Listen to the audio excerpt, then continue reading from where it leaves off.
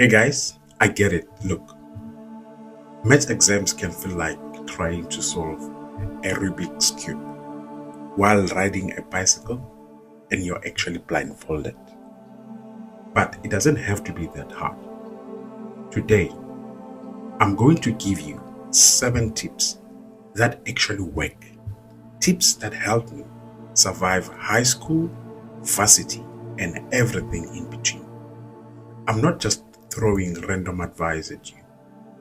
I'm sharing real stories, real lessons, and a few dumb mistakes I made so that you can avoid them, right? So, if you want to pass maths and maybe even surprise yourself, stick around. Let's get into it. Let's go. Tip number 1, understand the syllabus. Quick story, right? Back in high school, I thought I was the smartest guy in the room. I spent hours studying algebra, graphs, and sequences, the stuff that I liked. I felt like a champion. But when the exam paper landed on my desk, I looked at it as if it was written in another language. Where was all the easy stuff? Why was there so much geometry? I was sitting there doing mental gymnastics, wishing I had magic powers to teleport out of the exam room. That's when I learned. Exams don't care about your feelings. They don't care what your favorite topic is. If you don't study the full syllabus, you're basically showing up to a soccer match wearing a rugby gear. Wrong game, buddy.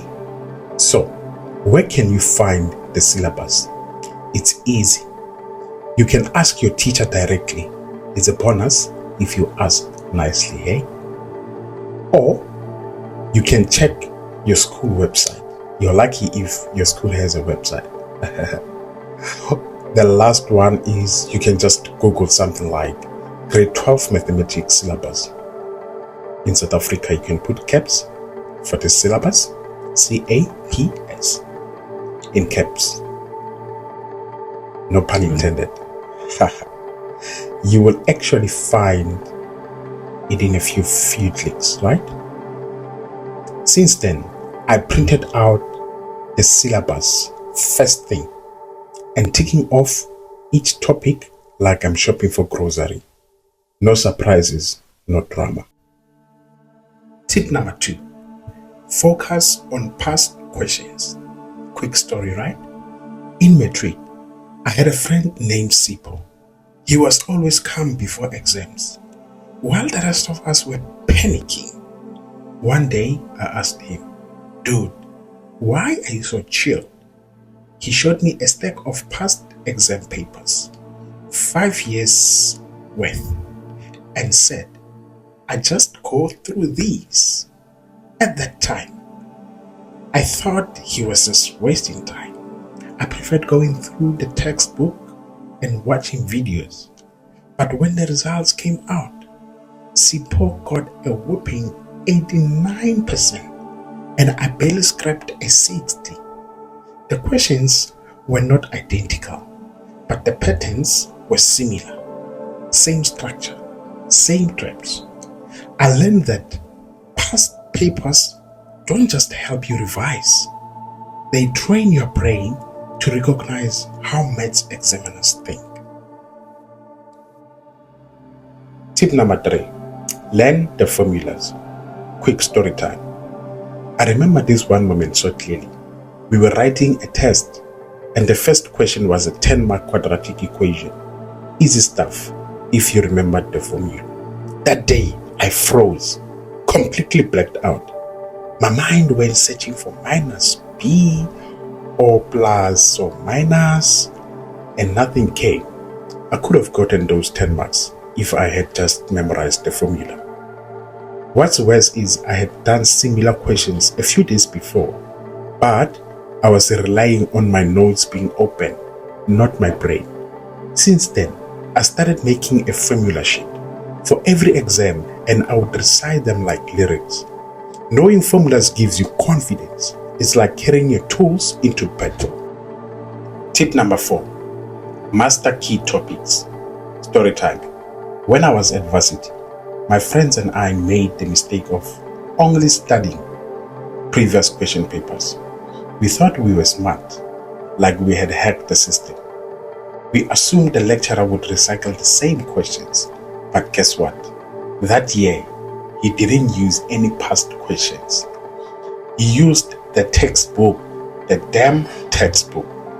And those textbook problems were harder. I failed that exam.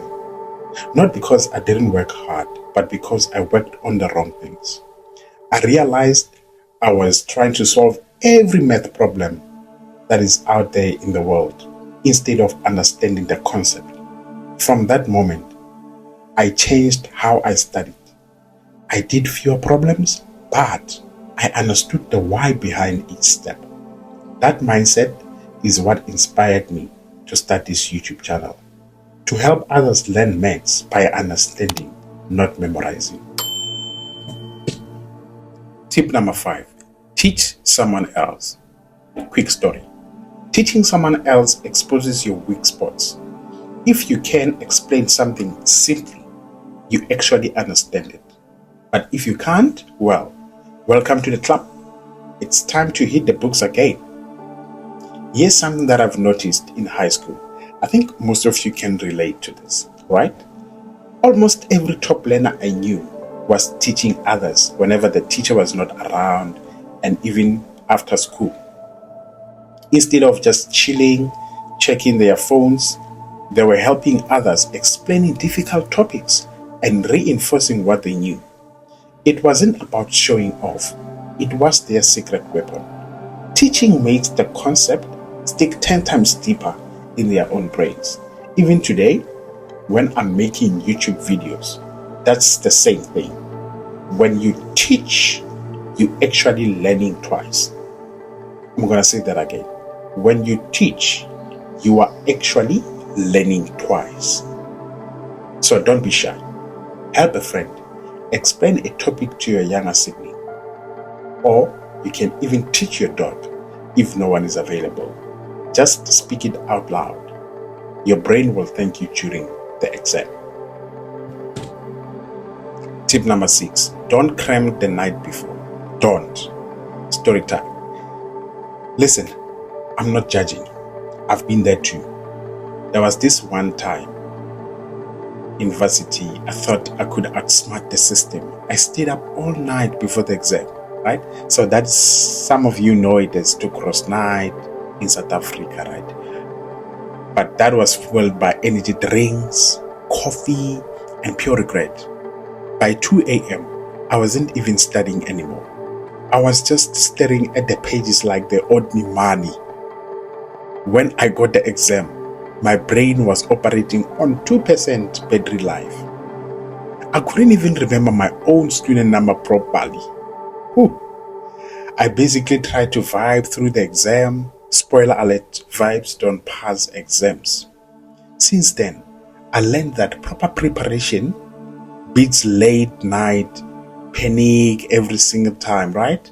So start early. Study small chunks over a few days. Sleep. Sleep is free. Use it. Trust me. A well-rested brain is way much better at maths than a tired one. Tip number 7. Stay calm during the exam. Story time. You know that moment when you open the exam paper, the first question looks like it was written by Albert Einstein's evil twin? Yeah, I had that moment too. Heart racing, palms sweating, brain whispering, we're gonna die. But here's the thing. Panicking is like trying to swim faster by punching the water. You just waste energy and stay stuck. In high school, one of my friends was the chillest dude that I know, right? First question is hard, no problem. He skipped it, found an easy one, answered it, built momentum, and then went back to tackle the tough ones. Meanwhile, the rest of us were having emotional breakdowns, over question 1 and wasting precious time, right? So here's the move. If you feel panic, breathe. If the first question looks scary, skip it. Hunt for the ones that are easy and start with those. Build small wins and stack your confidence, right? You are smarter than your fear. Trust yourself. Fight through. Alright, that's it for today. I hope these tips and my embarrassing stories help you smash your next maths exam. Remember, it's not about being perfect. It's about understanding the game and playing it smart. If you found this video helpful, give it a thumbs up. It really helps more students find this kind of advice. And if you want more real talk, real tips, and real maths help, make sure that you subscribe, because we are just getting started. Good luck with your studying. You've got this. I'll see you in the next video.